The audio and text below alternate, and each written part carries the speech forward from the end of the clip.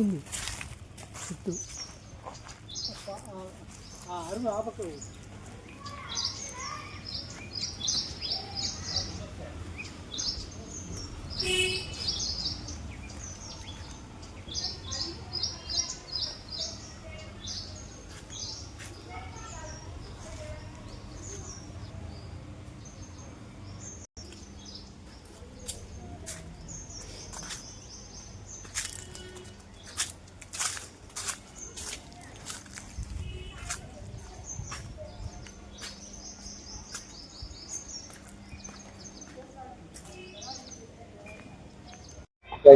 అందరికీ నమస్తే.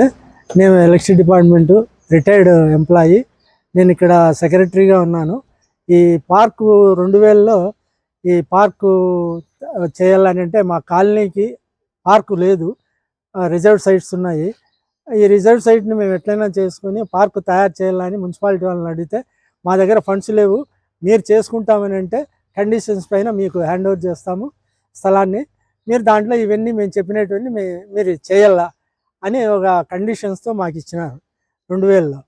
2000లో B Narayana Reddy MLA గారు బోరేయించి చెట్లు వేయడానికి, చెట్లు అప్పుడు ప్లాంటేషన్ కూడా బాగాలే చేసినారు, ప్లాంటేషన్ కూడా జరిగింది 2000లో. మళ్ళీ 2000లో హైమాస్ లైటు నూర్ మహమ్మద్ గారు వేయించినారు. నీళ్ళు వచ్చినాయి కాబట్టి మేము చెట్లు అప్పటి నుంచి పెంచుతూ ఉన్నాము. మళ్ళీ 2005లో మా ఫండ్స్తో లైబ్రరీ రూమ్ హాల్ కట్టి దాన్ని లైబ్రరీగా నడుపుతూ అప్పుడు కొన్ని చెట్లు సుమారుగా ఒక 500-600 చెట్లు వేసి అప్పటి నుంచి కూడా చేసినాం. ఇప్పటికీ అవి మహావృక్షాలు అయినాయి. అంటే 25 ఏళ్ళ శ్రమ ఈ దినము మహావృక్షాలు అయినాయి. ఆ వృక్షాలు ఈ పొద్దు నాకు 84 ఏళ్ళు, ఈ పొద్దు నేను కొంచెము హెల్త్ బాగాలేక చేయలేకపోతా ఉన్నాను. ఆకు రావడము ఇదంతా ఇప్పుడు ఇంకా నేను పూర్తి చేయలేక ఈ ఆకంతా రావడము, అప్పుడు ఇంకా మున్సిపాలిటీకి లెటర్ పెడితే అక్కడి నుంచి మొన్న లక్ష్మయ్య సార్ అని హార్టికల్చర్ డిఈ గారు వారు వచ్చి వాళ్ళ టీముతో అన్ని చుట్టూ కాంపౌండ్ చుట్టూ కనబడేది కాదు లోపలికి, వాళ్ళంతా వచ్చి ట్రిమ్ చేసిపోయినారు. అయినా ఈ ఆకు అదంతా అట్లే మిగిలిపోయింది. ట్రాక్టర్ రాలేదు, వస్తుందని అనుకుంటున్నాం కానీ రాడు. అయితే దిన్నము చాలా అగ్లీగా కనబడుతుంది. స్వచ్ఛ ఆంధ్ర, స్వచ్ఛ స్వర్ణాంధ్ర ఇవన్నీ అంటున్నారు కానీ ఇక్కడ మా పార్కు అగ్లీగా తయారైపోయింది.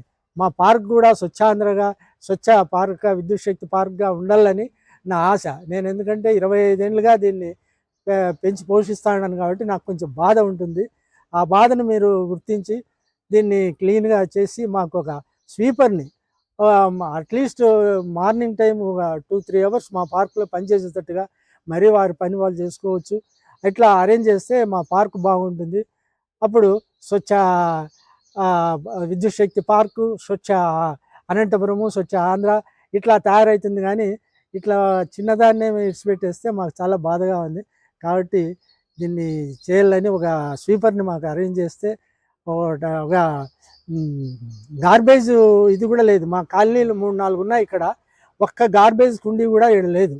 ఆ గార్బేజ్ కుండీ ఉంటే అక్కడ పోయి వేస్తారు, లేదు ఫ్లాట్లలో మొత్తం కసువంతా ఫ్లాట్లలో వేస్తున్నారు. ఆ ఫ్లాట్లలో తీసుకోలేక అప్పుడప్పుడు ట్రాక్టర్ వస్తుంది, ఏదో అట్లా తీసుకుంటుంది, పోతూ ఉంటుంది. అయినా గార్బేజ్ తొట్టి లేక చాలా కష్టంగా ఉంది. కాబట్టి గార్బేజ్ తొట్టి ఒకటి చేయాలా, ఇక్కడ పార్కు క్లీనింగ్ ఒక స్వీపర్ను అరేంజ్ చేయాలా. అట్లే మాకు ఫిట్నెస్ కూడా పార్కులో మంచి గాలి నీడ ఎప్పుడూ ఉంటుంది ప్రకృతి. కాబట్టి మాకు ఇక్కడ ఫిట్నెస్ కోసం కొన్ని యంత్రాలు కూడా చేస్తే మా కాలనీ వాళ్ళు ఇక్కడికి వస్తూ ఉంటారు, వాళ్ళు కూడా కొంచెం సహాయపడతారు. అవి లేని దానివల్ల ఎవరు రావడం లేదు. కాబట్టి దయచేసి ఈ కోరికల్ని మీరు మన్నించి చేస్తారని నా కోరిక. నమస్తే.